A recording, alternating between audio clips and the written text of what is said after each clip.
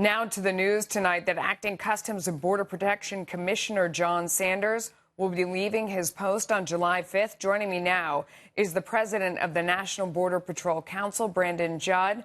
Thank you so much for joining me. I mean, that announcement coming today amid all of these stories about this facility in Texas, where the reports of the conditions for the kids there are really bone-chilling to a lot of people. Did that hasten the departure of Sanders? I don't think it did.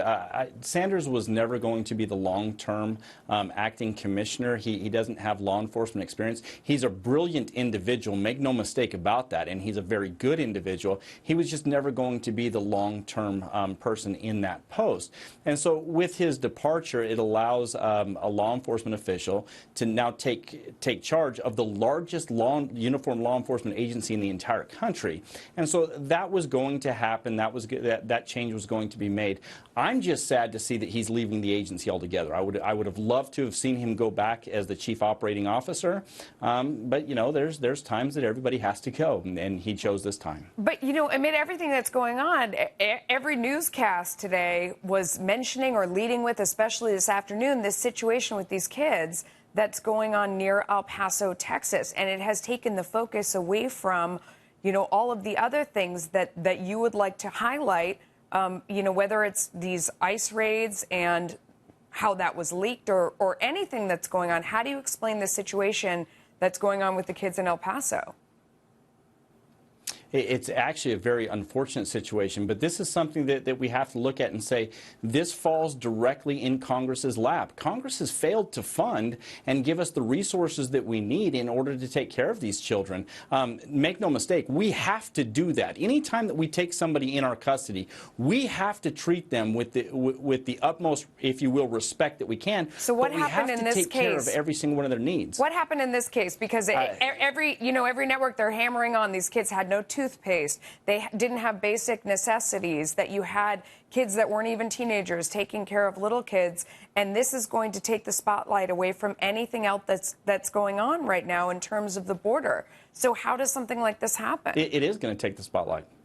It happens because we just don't have the funds to buy the toothpaste, if you will. But again, make no mistake, there has to be accountability. And that's one of the reasons, again, that you're going to have a law enforcement officer come in and be the acting commissioner. We have to have accountability from the top down in this organization, in this agency. And we welcome the new commissioner to come in and create that accountability. And as long as we have that accountability, these things will get fixed. But we also have to put the pressure on Congress to do their job. But it's not, it doesn't take Congress to get a tube of toothpaste. No, it doesn't. Yeah. So again, that's what could have come on in the situation? What could have piece. Changed this situation? Because it is going to take all the oxygen out of the room on any other conversation that you wanted to have. And already, when the president went out today to address what was going on with Mr. Sanders, the first question was, is this related to what was going on in Texas? And they're saying that's why he left at this point. And now the headlines are that kids have been moved back to this facility. Is that the case? Are there 100 kids back at this facility? Their kids have started to be moved back to these facilities. But let's make no mistake, the facilities that they were moved to aren't a whole lot better than these facilities. And again, I'm going to lay the blame on Congress. Where are we going to put them if we don't have facilities? If HHS doesn't have the space to take them off of our hands, what is it that we're supposed to do with these children? Now, again, the toothpaste, that is absolutely ridiculous. You had that BuzzFeed article that said that we had people under a bridge. That is a leadership issue that has to be addressed, and frankly, I think it's going to be addressed with a commissioner that has that experience. And again, accountability from the top going down. You have tonight in Congress, the Senate has one bill they're putting forward, the House has another. Parties on both sides are fighting about what they're going to do here, and they're bargaining. While you guys, as you have said for a long time, have been trying to deal with a massive crisis without enough resources. What is it, if you take that Congress, isn't going to act quickly because they never have in the history of this country, what could someone do for you tomorrow that would help this situation? Because I think that's what most Americans want. They side with all of you that something needs to be done. They have sympathy for what's going on, and it's impossible to accept that we're going to wait for Congress because they never do anything quickly. So what's a solution that could be enacted tomorrow? Well, the first thing that you have to understand is, what does anybody expect for us to do with these children? It's not like we can just let them out onto the street like what we can do with adults.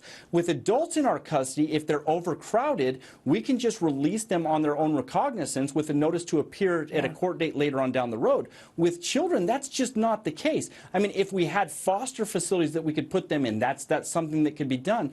But all of that takes money, and that's why this is a congressional issue, and that's why Congress has failed the American public. I understand, and they also can't just be released to sponsors in the country because we don't know who those people are, and it could be, you know, that we're handing them off to sex traffickers.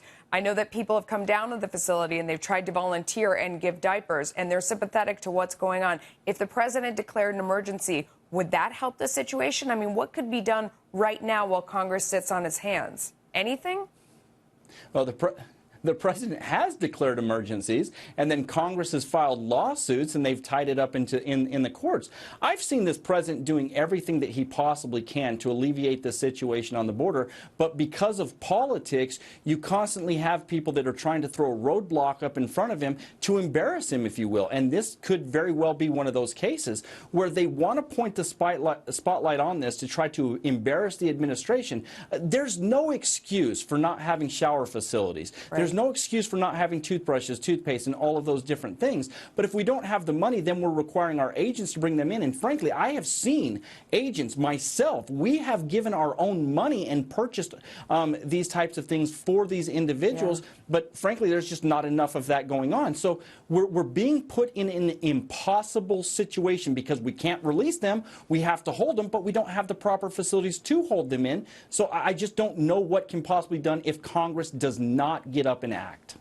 Incredibly frustrating. We know the position that you are all in. It is impossible, and it's just amazing that the American people watch this go on, and we're waiting for our government to do something to help one way or the other, and they just continue to fight with each other. It's so frustrating. Brandon, Judd, thank you for coming on tonight. We appreciate it.